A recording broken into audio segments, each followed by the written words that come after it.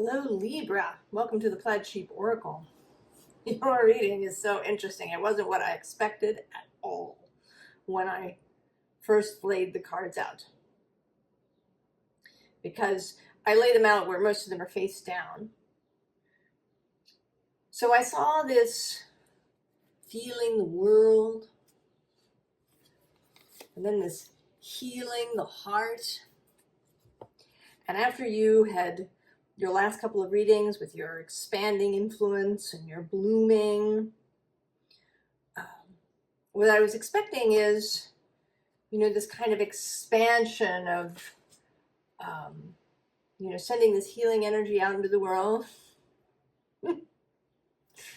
But what I got was smoke and mirrors, Libra.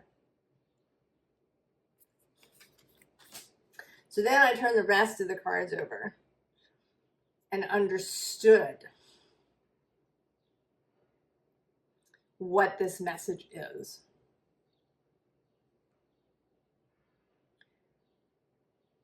So, part of it is these two figures.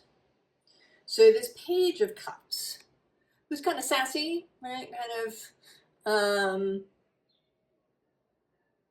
You're not quite sure where you're at with her. There's some seduction kind of going on there, but there's also a little bit of mystery. And then there's this Two of Swords, and she's got this guy here who's, might have drowned. So this is sort of a little mermaid thing going on. This deck has bits of fairy tales floating around in it. And so there's this kind of innocence here. And certainly she is innocent. She doesn't know what she's in for when she decides to trade her voice for a pair of legs.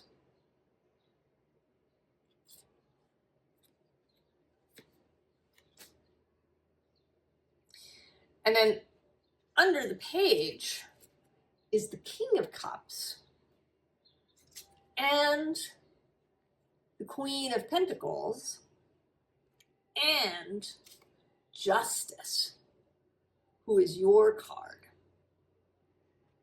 Your major arcana, Libra, is kind of here. And then also actually this Five of Cups. I'm calling back to these mermaids sitting on the rocks. So I think we're going to talk more about this King of Cups, Queen of Pentacles as we go, because this is only their first appearance.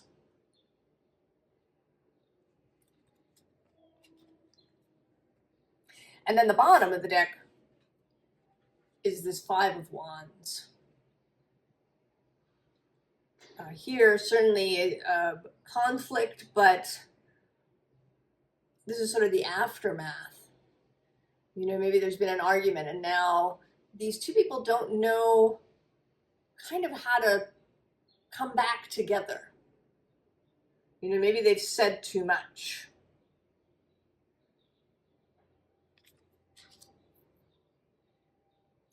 And then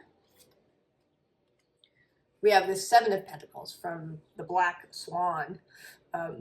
This sense here, not the usual Seven of Pentacles at all. She's harming herself, right? She's scratched her own body. And with the red shoes, there's the message from that fairy tale where the person puts on the red shoes and then is danced to death.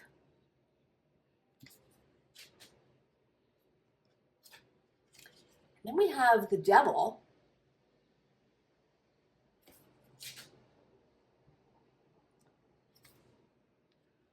And this King of Pentacles.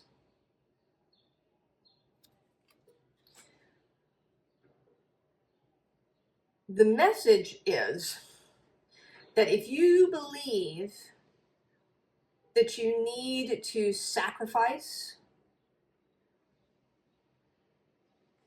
that you need to sacrifice your voice to get a pair of legs in order to satisfy somebody else, in order to attain something, in order to create harmony.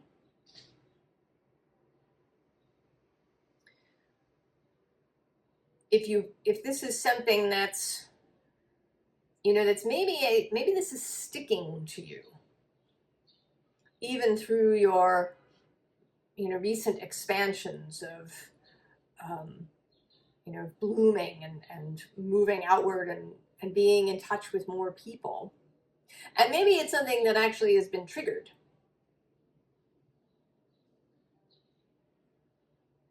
Certainly if we spend a lot of time kind of in a hermity mode, and then we step out again, we may have buttons pushed that haven't been pushed in a long time. Maybe we thought we, had solved or resolved the buttons. But it may be a very deep button, and it's not surprising. Because it is a societal thing that we need to sacrifice for others. And it actually, it is men and women. It just sort of comes from a different direction.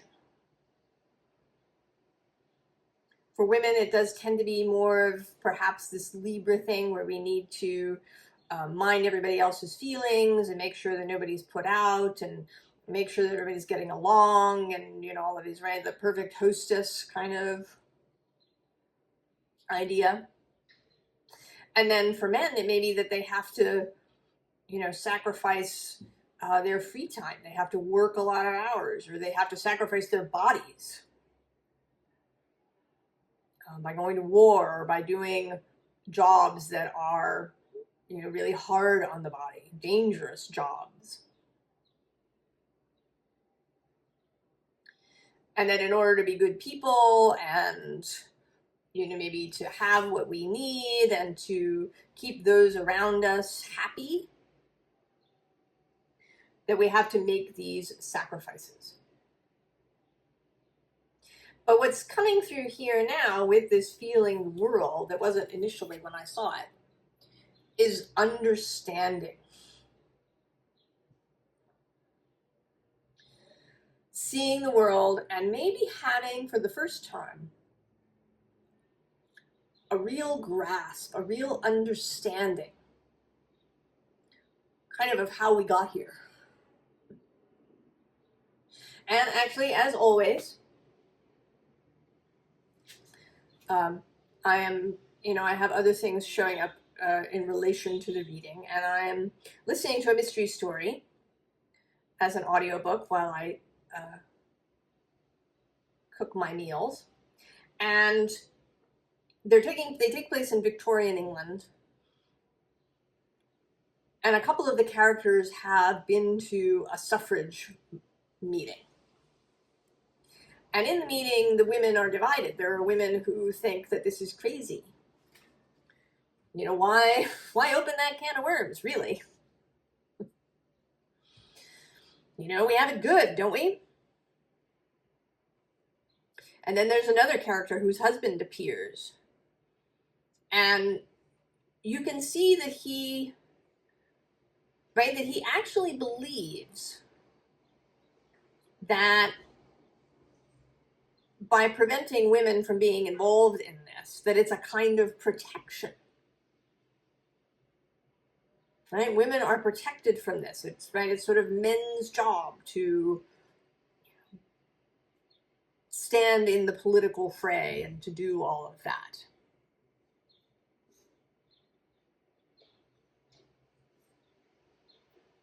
Among other things.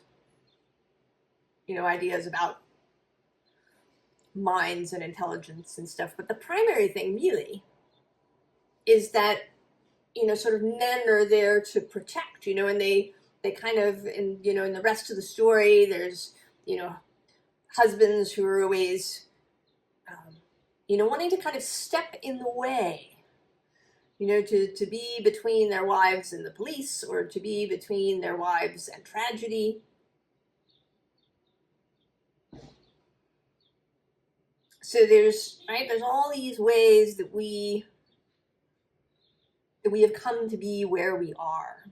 ideas about safety, about what is precious, how we can lose sight, right? We can, bundle something in so much cotton wool that we prevent its true expression.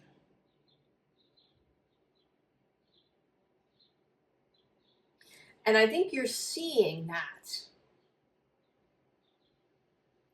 You're seeing these sort of bargains that we made throughout time for safety of various kinds. And that, there's all sorts of distortions and shady motives that get intertwined, right? There's smoke and mirrors. And you're seeing it. You're seeing it so clearly, how we've boxed ourselves in, imprisoned ourselves.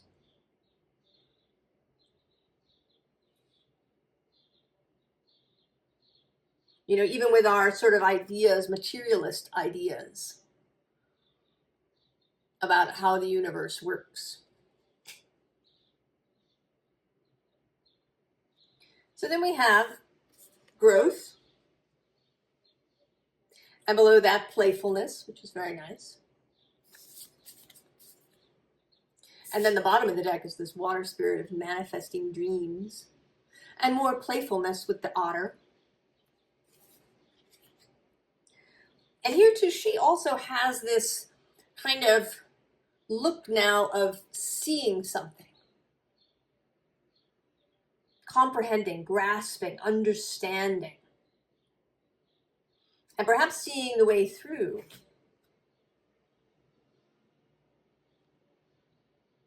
And I think that you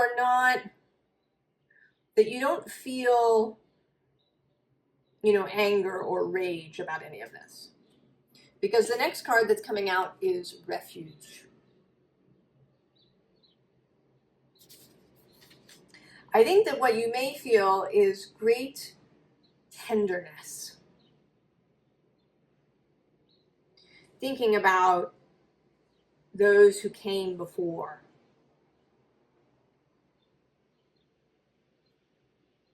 And dangers they may have encountered and fears they might have had.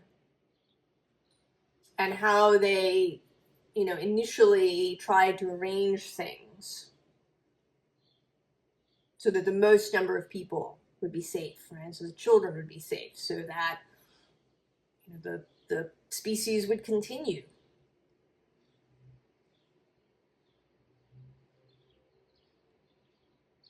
Families would continue.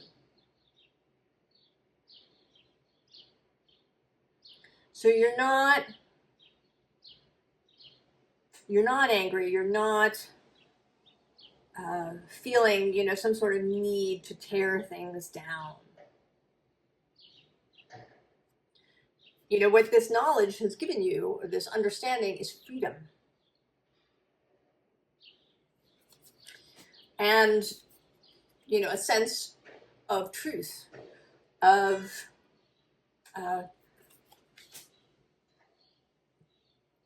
your own truth. Maybe you can really see more clearly too your own overlays in this, around these things. Around the roles that we've taken, around the idea that we must sacrifice, that we have to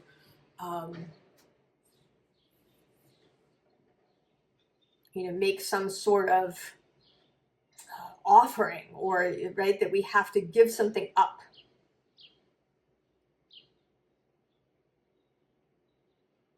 Or that things are hard.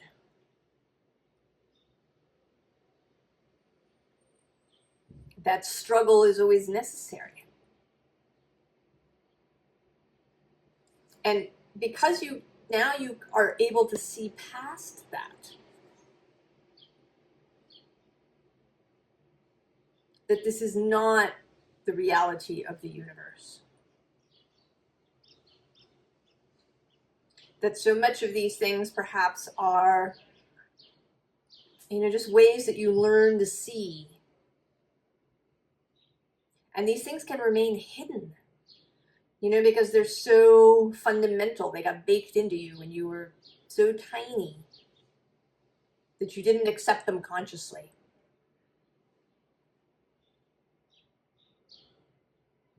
And nobody, perhaps accepted them consciously.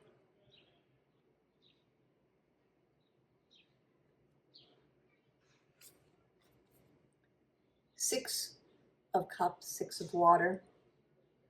This is that tenderness for others, for yourself, compassion, love, ease, comfort, and that you are offering it to yourself. But as well as to others, underneath is this Three of Pentacles. Spreading it around. And at the bottom we have the Student of Earth. That this understanding can reawaken a stronger connection to the earth itself and to the universe, to source.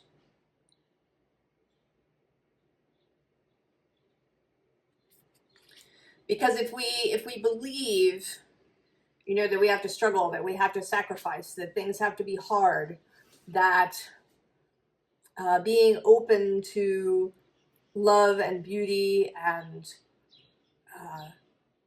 joy, leaves us open to disappointment,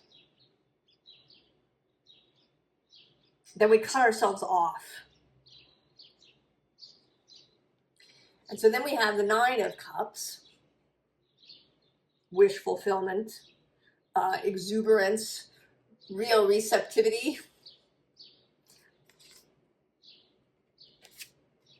and the Nine of Air, the Nine of Swords. But here, this cat ready to pounce, ready to go.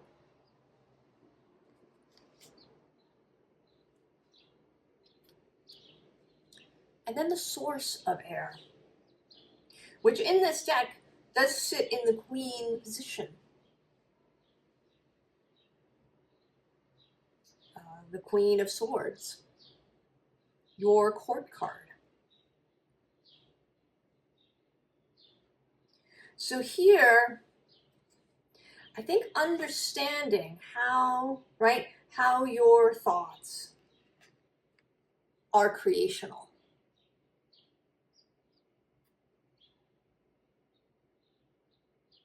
You may not be able to see it in this light. We're having very cloudy days here, so it's sort of dim. But there's little particles here at the bottom of light in many different colors. So this feels to me there's a kind of a little bit of the magician coming through this card today.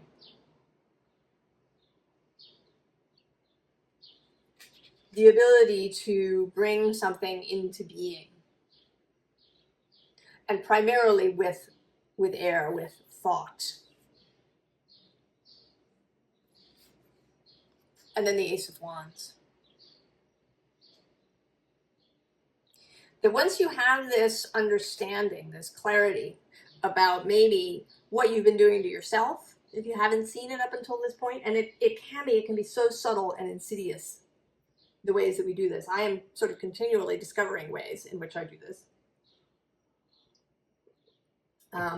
Ways that I limit myself. Ways that I argue for my own limitations.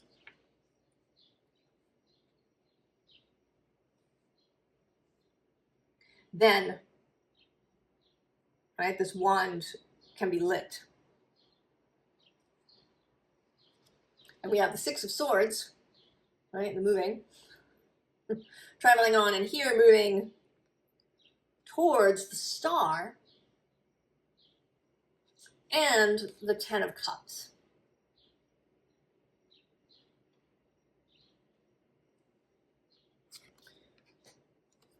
And at the bottom of the deck, the Two of Cups. So real, genuine connection. Genuine connection to other people. You know, understanding why we want what we want and ask for what we ask for. Understanding our own motivations. And you know, being honest about that. Not hiding things. Teal Swan actually has this great video kind of about that, about how being honest about your motivations can totally change your experience. That if you enter into something falsely, that then you sort of end up resentful and you have a bad time.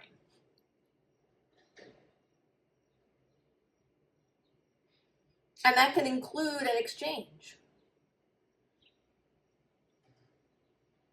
Right? If your friend asks you for something, really think about, you know, A, do I want to do it? B, if I do want to do it, do I want to get something out of it? And that isn't necessarily a bad thing. That exchange is perfectly acceptable if you're upfront about it. Right? If your friend asks you to help them move, which I think may have been Teal's example, you know, maybe you want something in return. You might say yes.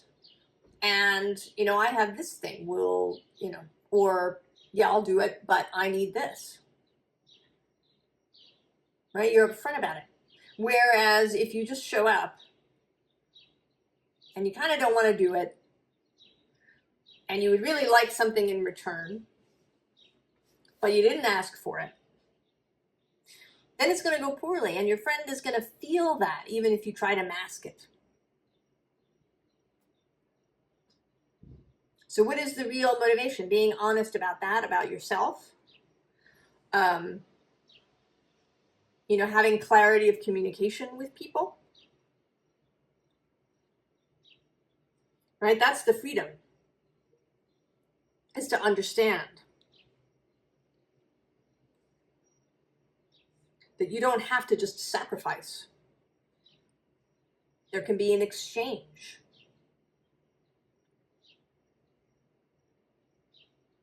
It's clarity and honesty and integrity that are the really important aspects. And so then we have the Three of Wands, looking forward with this new appreciation, this new vision. And the Queen of Pentacles and the King of Cups repeat. And this time, they're really, right, they're on their thrones.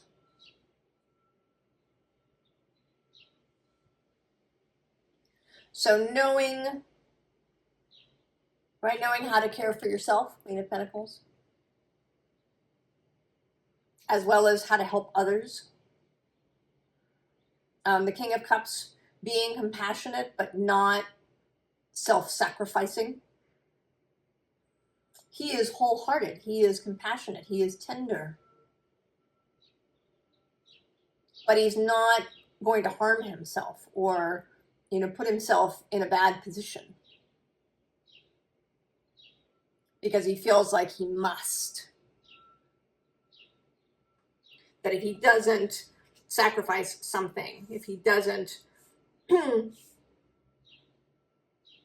know, give everything, that he's a bad person.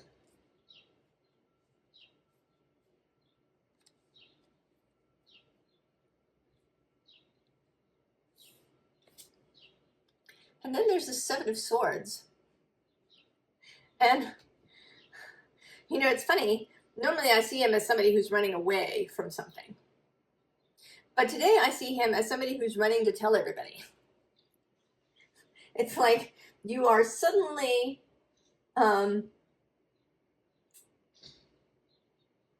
so energized by this idea. You know, it's the 7 following the 6 in this case. That you've made the mental journey, and now you just want to tell everybody about it.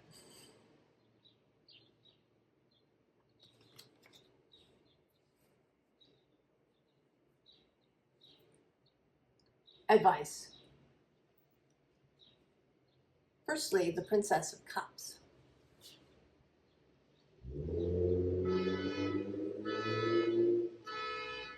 Drink, right? Drink of the cup. And that is a car alarm, and I'm going to close the window.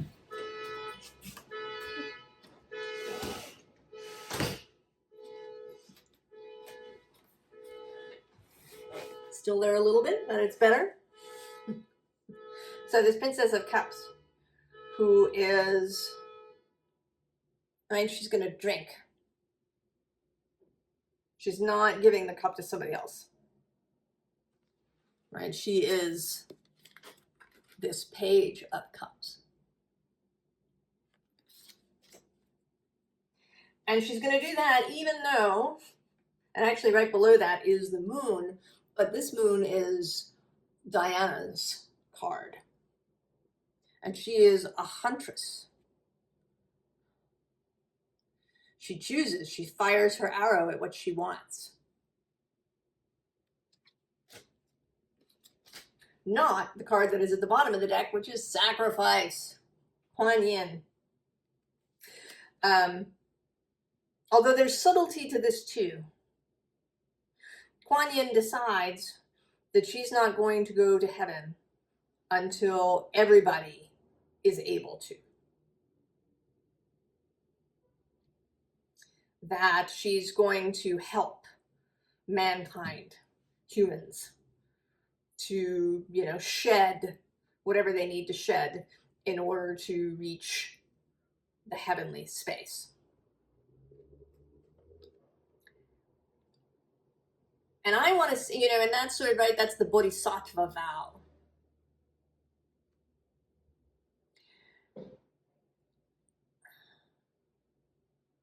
I've actually been thinking about this idea of original sin, which is usually thought of as a Christian idea, but I think that it appears much earlier than that. Just in a somewhat different way, right? It's a little bit disguised. It's not stated so explicitly, but it appears in Hindu and Buddhist ideas about reincarnation. That you have to overcome something. You know, maybe you're overcoming previous karma in order to have a better life the next time around. You know, in this life, you're a Dalit, you're an untouchable because you did something crappy in the previous life. And so you have to suffer. And, you know, before you can then move back up. Or, you know, you start as an ant and then you move up to being, you know, a frog and then to a rabbit, and then, right? That there's this progression that you have to pass through. You know, and that humans, are sort of at the pinnacle of that. So there's this sense of wrongness.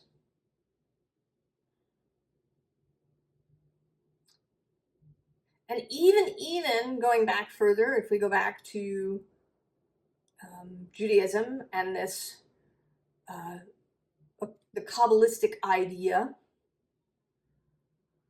that, right, that that something has to be reworked, you know, this idea of tikkun olam, that there's a healing that has to occur.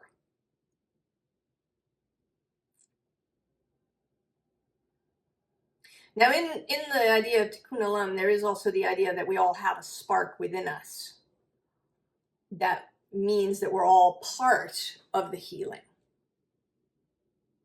So that's rather lovely.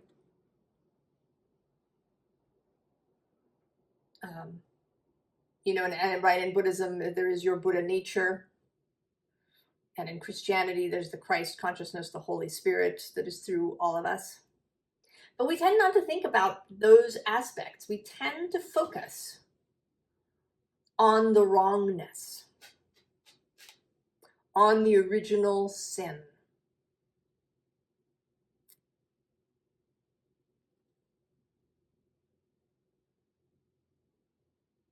And there's something in that, the idea that the earth plane is, either profane, or it's just an illusion, or, it's some ordeal that you have to get through before you reach nirvana, reach enlightenment, reach some other place. And I disagree, you won't be surprised, with many of those ideas. And maybe you're beginning to disagree with them too. Maybe you're beginning to see people, and more importantly, yourself, in a completely different way. Like almost from the ground up. Seeing all the various overlays that were put on top of you.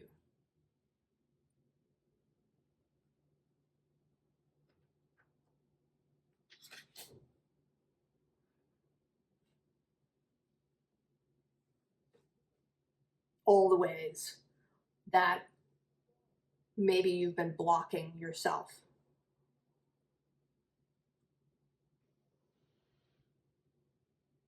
And that now you're going to make some different choices here with the Seven of Cups. Right? This too feels a little bit like, knowing what you're looking at. What's in the cup? Right? There's a skull and a snake and some laurel leaves and a flower and a crown, and then that top cup is sort of covered up.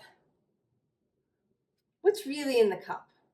Right? What are the smoke and mirrors? And then 7, number 3, right? We've had the swords, the cups, and now the 7 of Pentacles. This too feels like seeing what is really there.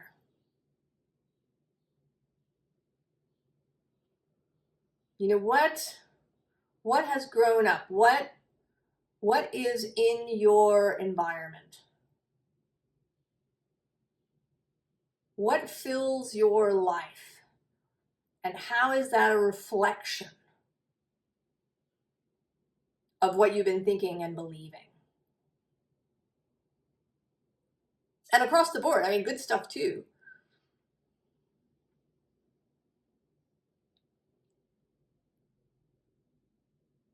And how do you want to move forward from here?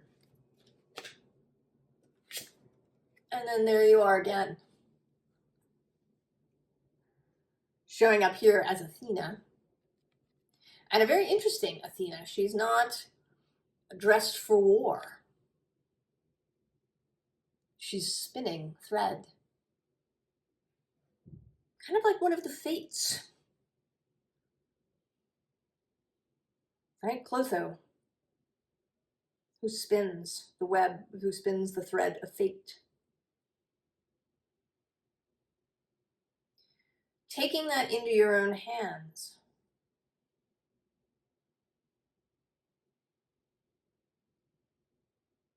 Taking your destiny, your fate, how you move forward from here into your own hands. Clearly. Right? Real freedom from all the various smoke and mirrors that were sort of laid over you.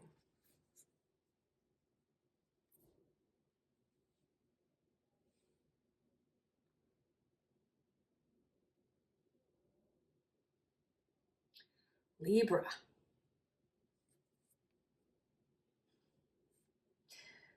This is, right, this is real freedom. This is real power.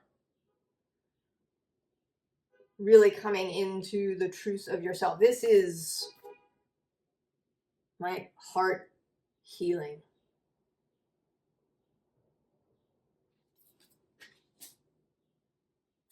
Now I'm sort of prompted to look at the next card at the bottom, which is, oh, the Rose's Kiss.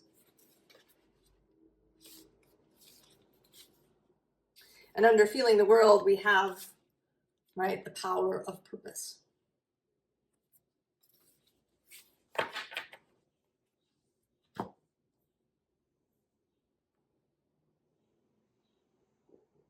So that you really can bloom completely as you wish to. And in this is also enormous power to help others, right? To engage in this work, but without this sense of sacrifice. I have to give something up in order to be able to help other people. That is not necessary, Libra. And I think that you are really beginning to understand that and to embody it with this Queen of Pentacles. I wish you the very, very best, Libra. And I will see you next time. So long.